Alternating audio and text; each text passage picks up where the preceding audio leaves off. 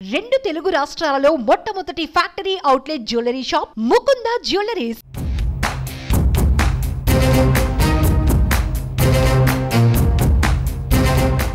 జనసేన అధినేత పవన్ కళ్యాణ్ పోటీ చేసే స్థానం ఖరారైందా?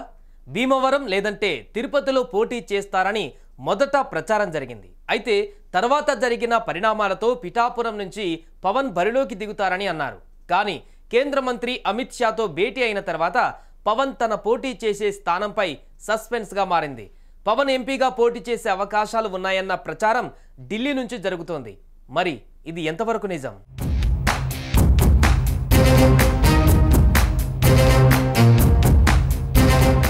టీడీపీ, జనసేన, బీజేపీ పొత్తులు దాదాపు ఖరారయ్యాయి. అభ్యర్థులను కూడా ఫైనల్ చేసుకున్నారు. అయితే పవన్ ఎక్కడి నుంచి పోటీ చేస్తారన్నది ఉత్కంఠగా మారింది. పవన్ ఎంపీగా పోటీ చేసే అవకాశాలు ఉన్నాయని తెలుస్తోంది. ఏపీ నుంచి కేంద్రంలో గట్టి ప్రతినిధి ఉండాలని ఈ మేరకు సూచిస్తున్నట్లుగా తెలుస్తోంది. ఇదిలా ఉంటే వచ్చే ఎన్నికలలో ఒక అసెంబ్లీ, మరో పార్లమెంటు స్థానం నుంచి పోటీ చేసే విధంగా పవన్ ప్లాన్ చేసుకుంటున్నారనే వార్త ఇప్పుడు వైరల్ అవుతుంది. దీనిపై అటు పవన్ గాని జనసేన నుంచి గాని అధికారికంగా ఏ క్లారిటీ రాలేదు.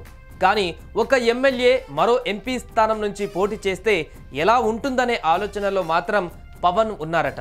ఎంపీగా గెలిస్తే ఎన్డీఏ ప్రభుత్వంలో చేరి కేంద్ర మంత్రి పదవి తీసుకునే ఆలోచనలు పవన్ ఉన్నారట.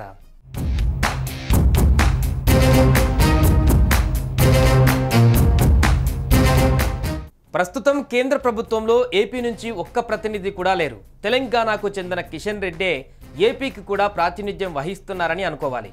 దేశంలో అన్ని రాష్ట్రాల నుంచి కేంద్ర మంత్రులు ఉండడం ఆనవాయితీ.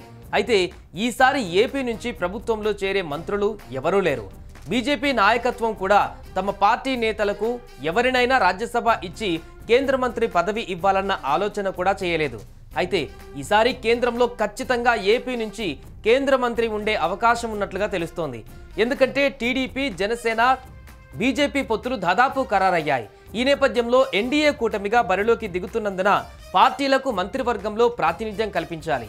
ఈ క్రమంలో పవనే కేంద్ర మంత్రిగా తీసుకుంటే బ్యాలెన్స్ అవుతుందన్న అభిప్రాయంతో ఉన్నారని అంటున్నారు.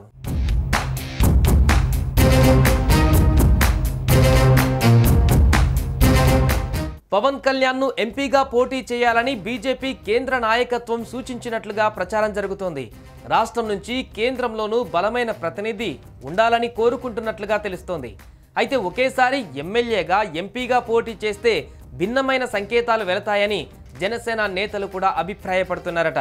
ఈ నేపథ్యంలో పవన్ కళ్యాణ్ గత ఎన్నికల మాదిరిగా 2 అసెంబ్లీ సీట్లకే పోటీ చేస్తారా, లేదా ఒక అసెంబ్లీ మరో చోట నుంచి ఎంపీ అభ్యర్థిగా పోటీ చేస్తారా అనేది తేలాల్సి ఉంది. ఎంపీగా పోటీ చేయడం వల్ల పవన్ ఏపీ రాజకీయాలను పట్టించుకోరని, పూర్తిగా ఢిల్లీకే పరిమితమవుతారని వైసీపీ విమర్శలు చేసే అవకాశం ఉండడంతో దీనిపై పవన్ తర్జనభర్జన పడుతున్నారట. బీజేపీతో పొత్తు విషయమై అధికారికంగా ప్రకటన వెలువడిన తర్వాత దీనిపై పవన్ ప్రకటన చేసే అవకాశం ఉందట.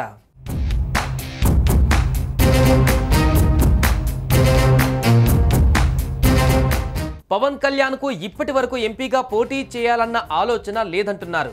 అనకాపల్లి నుంచి ఆయన సోదరుడు నాగబాబు పేరు వినిపించింది. ఆయన ఇల్లు కూడా తీసుకుని రంగంలోకి దిగారు. ఎందుకో కానీ మళ్ళీ సైలెంట్ అయ్యారు.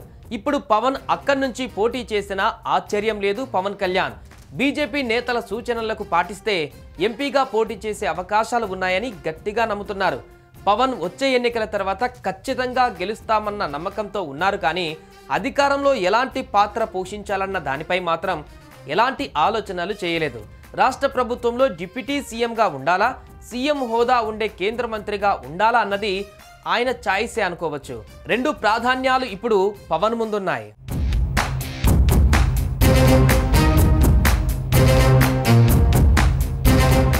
కేంద్ర కేబినెట్ మంత్రి పదవి అంటే రాష్ట్ర ముఖ్యమంత్రితో సమానం. పవన్కు ఆ స్థాయి ప్రాధాన్యత ఇస్తే గౌరవించినట్లు ఉండటమే కాకుండా రాష్ట్రం కోసం ఢిల్లీలో పనులు చక్కబెట్టే పవర్ఫుల్ లీడర్గా కూడా ఉంటారన్న అంచనాలు ఉన్నాయి.